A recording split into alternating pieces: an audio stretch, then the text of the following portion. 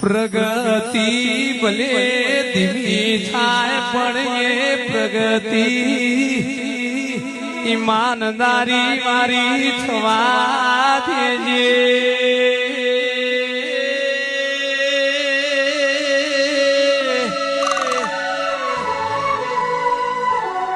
એ સુખ ભલે મોડું આવા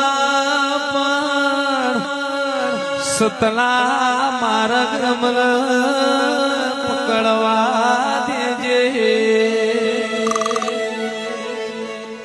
મારી ચહેર પાપથી શેતાન પુનથી અમને ઢુકણા રાખજે.